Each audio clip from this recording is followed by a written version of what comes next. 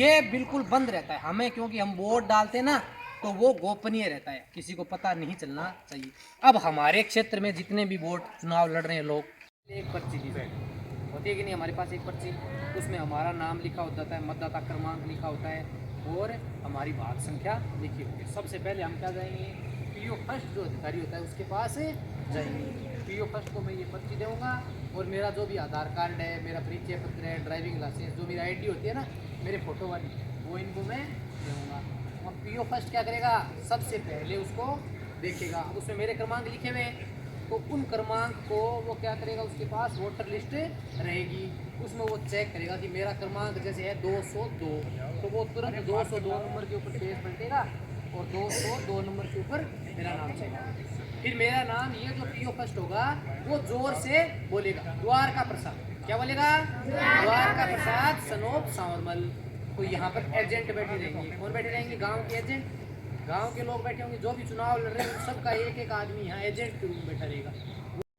अगर वो नहीं बोले तो वो यहाँ नाम लगाएगा, टिक बनाएगा, मेरी पर्ची बना देगा और मुझे भेज देगा यहाँ पीओ सेकंड। इसके बाद भेज देगा पीओ सेकंड के पास। भेजने के बाद में पीओ सेकंड क्या करेगा, ऐसा रजिस्टर रहेगा, मतदाता रजिस्टर। क्या रहेगा, मतदाता रजिस्टर। अब क्या करेगा, पीओ सेकंड जो है वो मेरी पर्ची लेगा और पर्ची को लेके इसके अंदर मेरा नाम लिख देगा और मेरी आईडी लिखेगा। अगर इपिक है तो ई लगा देगा, इपिक है मतलब परिचय पत्र होता है ना, अगर वो है तो परिचय पत्र। इसके अलावा अगर मेरी कोई आईडी है, जैसे आधार कार्ड है, ड्राइविंग लाइसेंस है, तो उसके लास्ट के 4 डिजिट जो होते हैं ना वो इसके अंदर लिख देगा, यानी वो मेरी इसमें एंट्री कर लेगा। क्या कर लेगा, और मेरे यहाँ पर साइन करवाएगा। क्या करवाएगा, साइन करवा के, और ये वाली जो पर्ची है ये तो मेरे पास ही रहेगी। और वो क्या करेगा, मेरी जो बाएं हाथ की ये वाली अंगुली है ना, तर्जनी, कौन सी, इसके ऊपर है वो इससे मार्क कर क्या ही रहेगी, यहाँ इस चमड़ी से लेके और पूरे यहाँ क्या रहेगी, बैलेट यूनिट। ये बिल्कुल बंद रहता है हमें, क्योंकि हम वोट डालते ना तो वो गोपनीय रहता है, किसी को पता नहीं चलना चाहिए। अब हमारे क्षेत्र में जितने भी वोट चुनाव लड़ रहे हैं लोग, जैसे विधानसभा का है, सरपंच का होता है तो सरपंच का, जो लोग चुनाव लड़ते हैं वहाँ यहाँ पर इनका चुनाव चिन्ह, इधर क्रमांक संख्या, उनका चुनाव चिन्ह लिखा होता है और उनके सामने बटन होता है। तो जिस भी व्यक्ति को हमें यहाँ लिखे हुए जैसे ABCDEFG, ये लोग चुनाव लड़ रहे हैं और इनके ये चुनाव चिन्ह है, ठीक है, तो इसके सामने बटन लगे हुए हैं। तो मुझे जिसको भी वोट डालना है, उस नाम और क्रमांक को वो जोर से बोलता है, उसके नाम को बोलता है, उसका क्रमांक बोलता है। नीचे एजेंट बैठे रहते हैं, पार्टी कौन बैठे रहते हैं, वो देखते हैं कि ये जो नाम बोला है ना, ये व्यक्ति सही है कि गलत है। हो सकता है कोई व्यक्ति फर्जी वोट देने के लिए आ जाए, है ना, कौन आ जाए, कोई फर्जी। पहले नंबर वाला उसको रोक देता है, क्या कर देता है, उसको रोक देता है, उसको मना कर देता है, भाई तू फर्जी वोट दे रहा है, इसलिए तेरी पहचान सही करने तुझे पुलिस को पकड़वा देंगे हम। तो फर्जी वोट देने क्यों आया, तुझे पुलिस को पकड़वा देंगे।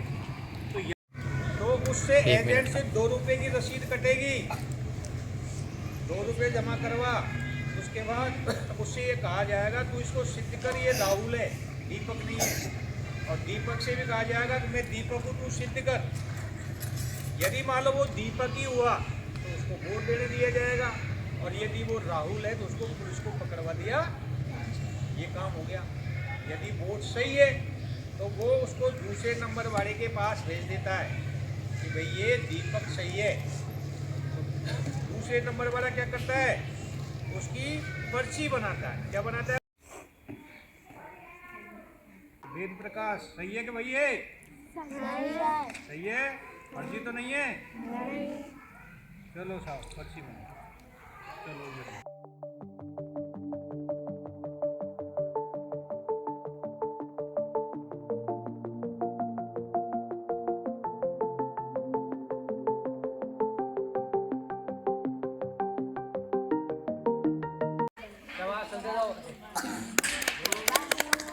नंबर बोलो, 701 वोट डाल दे। ये क्या,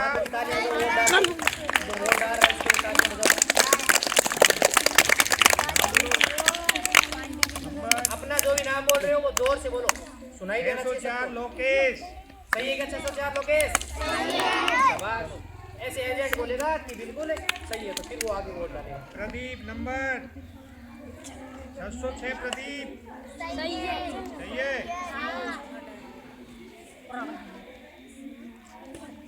ऐसे लाइन से चलते जाओ। वोट डालने के बाद में सबकी बाएं हाथ की तर्जनी के ऊपर चिन्ह आएगा, तो हम ये दिखा सकते हैं कि हमने वोट डाला है। सबकी इस तर्जनी के ऊपर बाएं हाथ। वेद प्रकाश 808 बोलो सही। दीपक 801 सही है।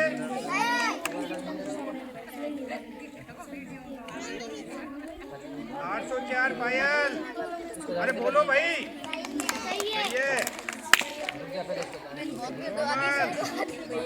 हो जाएगा फिर वोट डालेगा। ताली बजा दे रहा हूँ।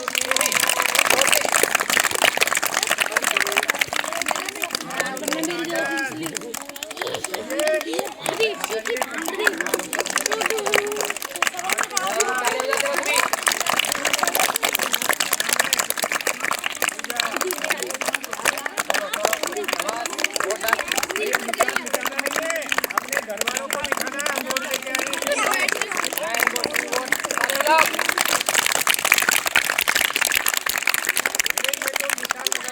इसको मिटाना नहीं है। और क्या ये पीओ साहब, ये पीओ फर्स्ट होते हैं, पीओ सेकंड, पीओ थर्ड। मैं हूँ पीओ अधिकारी हूँ, पीआरओ। कोई भी गड़बड़ हो जाती है तो किसकी जिम्मेदारी रहती है? पीआरओ महोदय की। किसकी रहती है? जैसे कोई फर्जी आ गया या कोई जिसने वोट डाला हुआ आ गया, ऐसा कोई भी आता है या कोई बाहर से वोट देने आ रहा है तो उन सब की जिम्मेदारी किसकी रहती है? मेरी, पीआरओ साहब। किसकी रहती है? इनका काम चलता रहता है, ये नहीं रुकते। पूरे दिन वोटिंग प्रक्रिया सुबह 7 बजे से लेके शाम को 6 बजे तक वोटिंग चलती है। एक बार बंद कक्षा 5 वाले आ जाओ। 8वीं क्लास वाले आ जाओ। वोट देना। अगर मान लो 6 बज गए तो हमें जहाँ भी वोट डंडा जैसे स्कूल में है उसके अंदर चले जाओ, लाइन में लग जाओ, फिर चाहे कितना ही टाइम लगे हमारी वोटिंग हो। लेकिन 6 बजे के बाद में गेट बंद कर दिया जाएगा, फिर बाहर से कोई नहीं आएगा।